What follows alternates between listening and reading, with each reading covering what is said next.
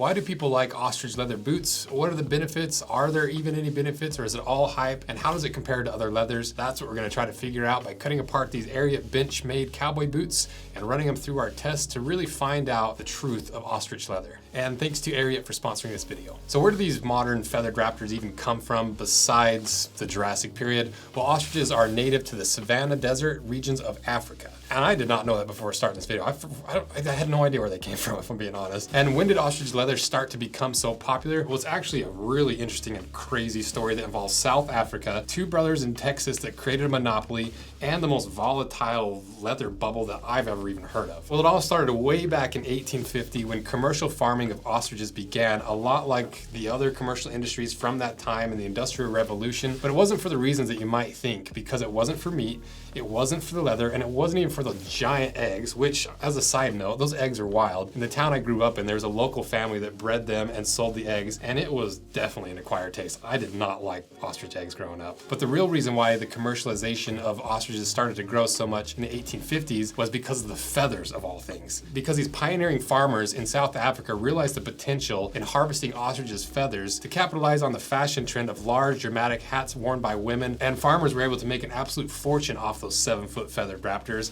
And all through the rest of the 1800s, that industry continued to boom in South Africa. But by 1913, international plume markets started to shut down as the once popular feathered fashion fell out of favor, partly due to the invention of the car because of the increased speed going over the hats and the decreased cabin space compared to a horse-drawn carriage. Then over the next 40 years, the ostrich industry maintained a very minimal presence in the world until 1945, a cooperative of ostrich farmers and speculators worked together to rebuild the ostrich industry. And this go around, they started farming them for the meat in the Klein Karoo region of South Africa, and they called themselves the KK-LK. But there was one piece of the animal that wasn't being utilized, and so during that time, a group of South African entrepreneurs went out on a way to search for a way to tan ostrich skins, and one entrepreneur, Gerald Oliver, was quoted saying, "I will give anything to see ostrich skins used." But in the late 60s, the founder of a very popular London tannery, which has a long history of tanning high-quality leathers, was up for the challenge and taught the KK-LK group how it was done, and in 1970, the very first ostrich skin tannery opened up in South Africa. And it worked. It was an absolute hit. Ostrich skin leather was instantly popular in the 70s, in Europe mostly for bags, belts, jackets, and other accessories, and in the good old US of A, on the other hand,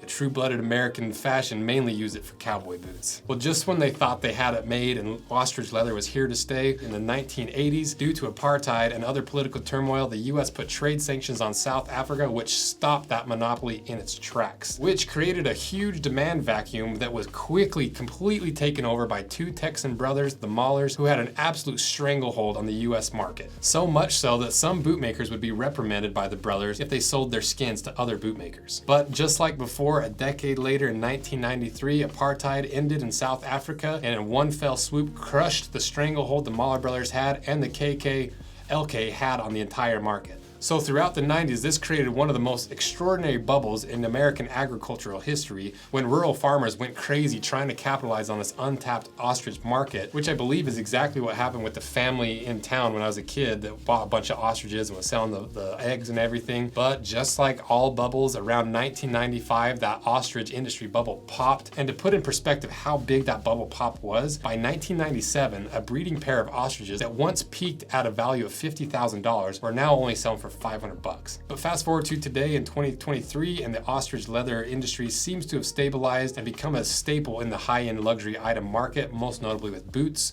belts, and bags. And even still, ostrich feathers are used for decorative accessories, clothing, costumes, and even feather dusters. So clearly this ostrich ranching game is crazy volatile, and this has to be one of the craziest and most interesting leather stories I've ever heard. So now knowing that, is ostrich leather all just hype, or is it actually good? Does it have some benefits that are above and beyond other leathers, or is it just caused by the volatility in the ostrich market? Well, what is this boot? Well, the brand is Ariat. The style is the Benchmade Bassett Western boot. They weigh 2 pounds 3 ounces. They retail for $449 for the exotic skins, and for the non-exotic, they retail for $300, so about $150 premium for the ostrich, and they're made in Leon, Mexico. And check these out via the link in my description. And the way that Ariat positions this boot is the Bassett boot is the best of old world and new. Handcrafted Crafted by artisans in Leon, Mexico, it's also infused with Ariat's comfort expertise. Full quill ostrich leather lends both its uniquely textured beauty and an extreme toughness meant to last. And Ariat also sent me a few of their other exotic and unique leather boots that I'd like to test down the road, with their Benchmade Clanton with its 270 that's made from bison, the Stilwell that's $550 made from natural caiman,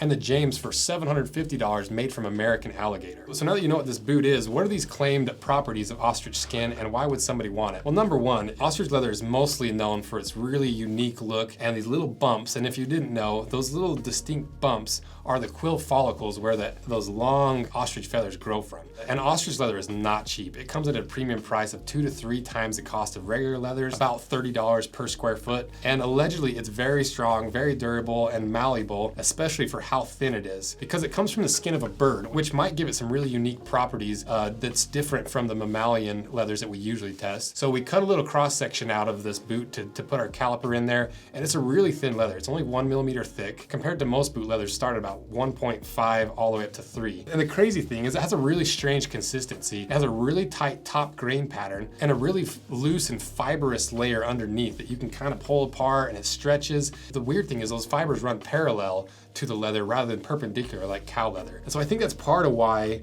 it's so flexible and malleable, and all these claimed benefits of being extra durable for how thin it actually is, because it is very different. But to test that, we did the puncture test first on the upper, because it is a cowboy boot. We got to do the rattlesnake test, and it took 86 pounds, which is right in the mid-range for the cowboy boots we've tested. Then we tested the vamp that included the lining and the ostrich. It took 120, once again pretty average. And then just the ostrich skin itself, it only took 39.5 pounds to puncture through. So not as impressive as I'd hoped for all these claimed benefits of ostrich skin, but it is a really thin leather. So we also burned the leather to see how it reacted, and it acted very similar to the rest of the leather, where it started to flake off, and because of that loose grain structure, it seemed like it shriveled and started deforming a lot faster. And we also ran our new standardized rip test, and it really did not perform extraordinarily well compared to any of the other leathers we tested. So it kind of seems like, at least from our garage science, that ostrich skin might be a little bit overhyped, which leads me to believe the majority of the reason why people are buying ostrich skin isn't for the durability and the strength and the flexibility. It's all about the look. Because I really didn't see any properties that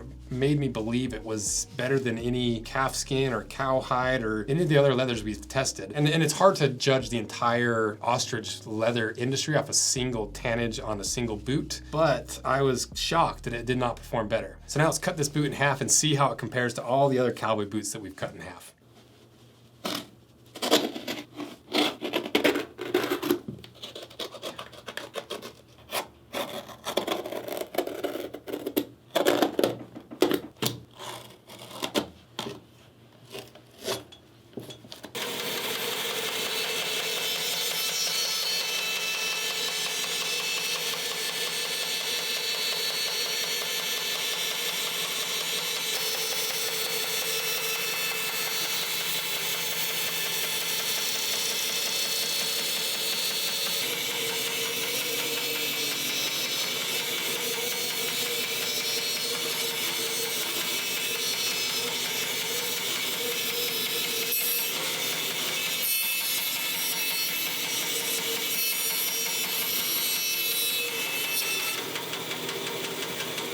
All right, we got it cut in half, so let's see what's inside.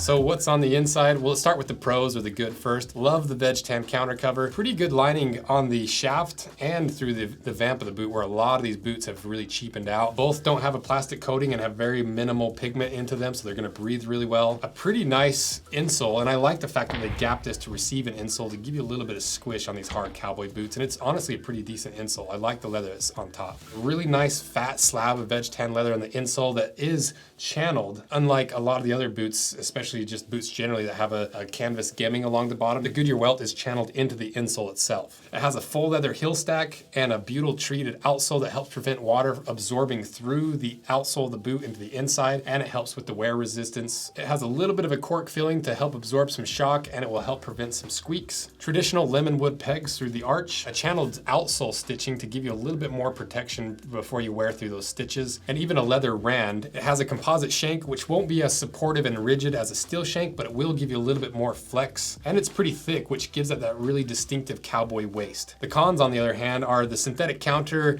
It's gonna break in faster and be more comfortable initially, but it's not gonna be as durable as a nice veg tan leather counter. And I just personally rather have leather, especially after how good all the rest of the components are. It does have a layer of compressed cardboard over the shank, which is there to help prevent some squeak. And they got a little heavy-handed on the sanding up here at the toe of the boot where they've worn through the grain of this lining leather. And that's really about it for the negatives. There's not a whole lot to point to that's bad about this boot component-wise. And so the next question is it worth the price? Well, personally, I don't really love the look of ostrich skin. So to me, I wouldn't spend the extra $150 for the premium pair. But if you look at all the different boots out there using regular leather and ostrich, the premium most brands charge is usually $100 to $150, so it seems right on par with that. But if you look at the non-ostrich skin boot as a baseline to compare it to all the other boots on the market for this particular model, I think it's really fairly priced. If you look at the cross section on all the components, it's right on par with the other boots in this $300 price range, and I think even the ostrich skin version is right in the right ballpark compared to the other brands. So to me, they're clearly worth the price, but if you disagree, let me know specifically what you think I got wrong compared to the other cowboy boots we've dissected, because I'll put the links in the description. And let me know your experience of these boots in the comment section. It's a really good resource for people to get some additional information. And thank you guys for supporting everything that we do. See ya.